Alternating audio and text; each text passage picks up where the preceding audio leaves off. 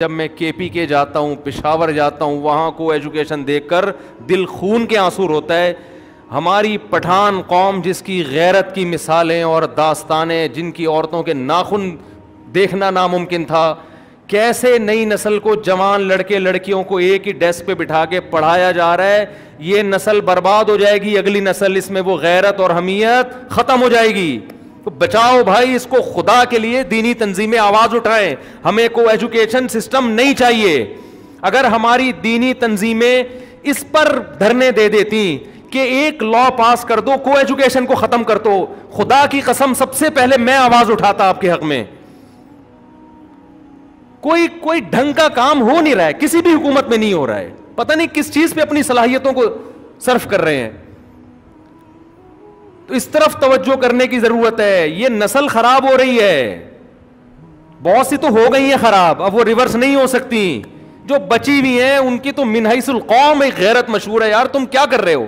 ماں باپ کو پتہ نہیں ہوتا میری بیٹی وہاں لڑکے کے ساتھ بیٹھ کر کیا کر رہی ہے, اسکول میں کالج میں کیا کر رہی ہے. وہ سمجھتے ہیں میری بیٹی سر سے پاؤں تک ڈھکی ہوئی, اور ہماری غیرت کی مثالیں, وہ مثالیں ونس اپون اے ٹائم پرانے زمانے کی تھیں. نئی نسل میں کو ایجوکیشن کو ختم نہیں کیا, برباد ہو جائیں گے یہ. پشاور والوں اس پہ آواز اٹھاؤ. کوئی آواز اٹھانے والا نہیں ہے. لڑکے بھی خراب ہو رہے ہیں, لڑکیاں بھی خراب ہو رہی ہیں.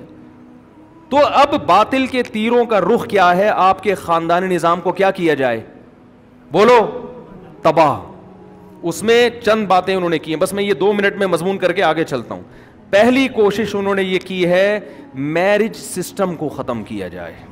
شادی ہو ہی نہیں, ہومو سیکچولیٹی کو اور یہ لڑکی فیمیل کے ذریعے اس کو فروغ دو, تاکہ یہ سسٹم ہی کیا ہو جائے, برباد. شادی نہیں ہوگی تو نسل کہاں سے پیدا ہوگی؟ اور اگر کسی کمبخت نے شادی کرنی ہے, دیر سے کرے. وہ ہمارے پٹھان بھائیوں میں رواج تھا, لڑکی بالغ ہوتے ہی غیرت کے خلاف سمجھتے تھے اگر اس کی شادی نہیں کی. کہاں گئی بھائی تمہاری غیرت؟ وہ تم اس ماحول سے متاثر ہو گئے ہو. میں نے اپنی کم عمر بچی کی شادی کی بالغ ہوتے ہی.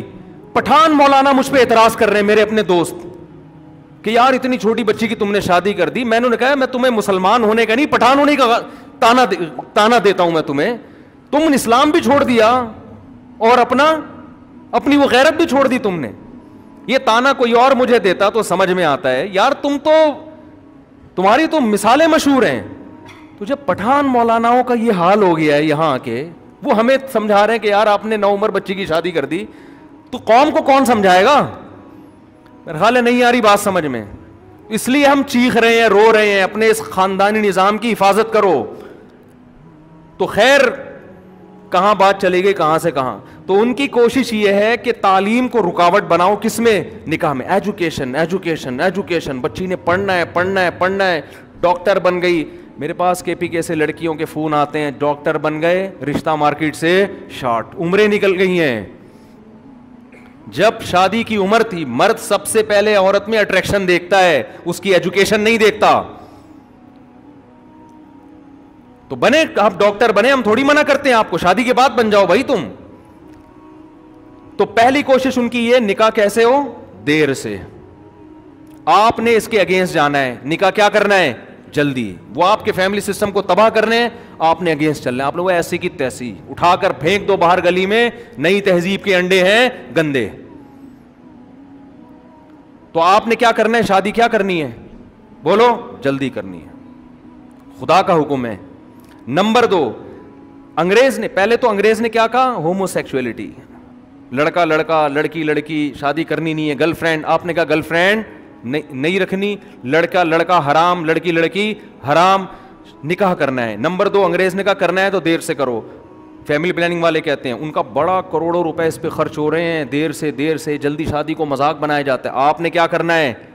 اس کے اگینسٹ چلنا ہے. کیا کرنا ہے؟ جلدی سے. میں پھر تاکہ جتنے جلدی بولو گے تو میں پھر آگے درس شروع کر دوں گا. جلدی کرنی ہے, اپنے بچوں کی بھی جلدی. دوسرا انہوں نے کہا ایک رکھنی ہے. آپ بولو ایسی کی تیسی, ہماری مرضی, ہم جتنی رکھیں. ہمیں اللہ نے وسائل دیے, ہم برابری کرتے ہیں, ہم 2 کریں گے, بھاڑ میں جاؤ. پیغمبروں کی سنت ہے. فیملی سسٹم اور مضبوط ہوگا اس سے, چونکہ 2 3 4 کرنے سے ہر لڑکی کو میاں نام کی چیز مل جائے گی. ایک ایک کریں گے, بہت سی لڑکیاں میاں لیس ہو جائیں گی, ان کو میاں نام کی چیز نہیں ملے گی. یہ ہو رہا ہے اب تو. پہلے تو یہ پنجاب میں ہوتا تھا, اب کے پی کے میں بھی شروع ہو گیا. رشتے مارکیٹ سے کیا ہو رہے ہیں, شارٹ. پہلے پٹھانوں کے ہاں ایسے ہوتا تھا, لاکھوں کروڑوں روپے مہر دو تو بیٹی دیں گے. اب وہاں بھی سسٹم کیا ہو رہا ہے, خراب, کیونکہ رشتے مارکیٹ سے کیا ہو رہے ہیں, شارٹ. اسلام کو چھوڑو گے تو یہی ہوگا.